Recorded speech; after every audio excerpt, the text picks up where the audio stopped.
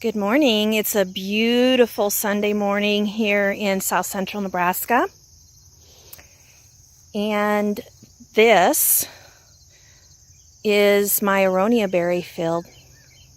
These two rows are 6 years old, fully mature, and producing some beautiful fruit. My operation is 100% naturalized, meaning no chemical use whatsoever and very little human touch. I don't use any chemicals, as I said, and I also don't irrigate unless it's extreme drought conditions.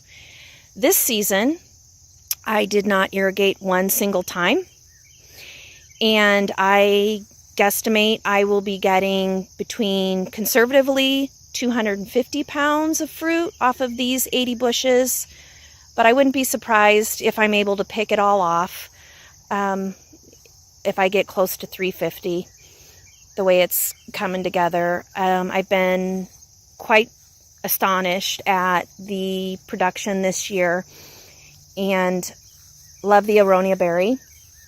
I grow these for their health attributes, full of antioxidants and polyphenols. If you read on the internet about them, they are fabulous. I pick them and I put them in the freezer. I try to put them in the freezer. I do small batch and put them in the freezer within an hour of picking them to preserve all of their nutrients. And then I turn them into juice, concentrate, and drink it. I do use some also. Another thing that I've started doing with them is making tincture. And so I'll take the fresh berries and put them in a solvent. I use an alcohol solvent, vodka specifically, and soak them for 6 weeks, giving the jar a shake. I just use quart jars and fill them 3/4 full with the berries and smash them a little bit to break the skin, and then fill the jar up with vodka and then let them soak for 6 weeks, shaking them, like I said, every few days. And then I strain them through cheesecloth and I make a highly concentrated tincture out of them. And then we use that straight under the tongue, about 10 drops straight under the tongue. I always say if you're man enough, because it's potent, but it's awesome. Or you can put a dropper full in a beautiful cup of hot tea or a bottle of water. Or you could I put a dripper full in my smoothies sometimes. Possibilities are endless how you can consume tincture, but the health benefits are phenomenal, and it's a great way to preserve the crop and use it. I give it as gifts. My kids use it. My youngest son in particular. There's my little picking bucket. So that's how I use it. Of course, you could put these in pies and jams and jellies and all the other things that you use fruit for. But that's not why I am growing them, and that's not how I use them.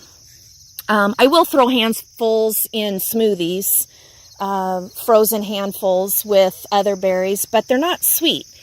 They're actually quite astringent, and they kind of have if you love dry red wines, you will love these fresh. If you love that dry aftertaste that you get from a beautiful dry wine. But if you're not into that, you won't like these. These aren't blueberries, and they're not grown, or they're not, in my opinion, this is just my opinion, they're not intended for that's not what they're about. They're about their health attributes. This is nature's medicine, and as you can tell, I'm totally in love with them. So that's what I use them for. And Jesse does come out here and help me a little bit. Anyway, so these are my mature plants, and these over here are my babies. May need to do some weeding over there. They're struggling. I used, again, experimenting. I used smaller plant stock over on these 150 or so. They need, at that stage, as small as they were, I should probably irrigate them and obviously weed them. But it was a learning experience, and they're holding their own. They're just, if you know, commercially, I know that those are just too small and would definitely need way more hands-on. These over here, I had much bigger plant stock, and it's definitely the way to go if you're doing naturalized. We had some beautiful rains this year, and so my crop has just been phenomenal, and I'm just tickled and wanted to share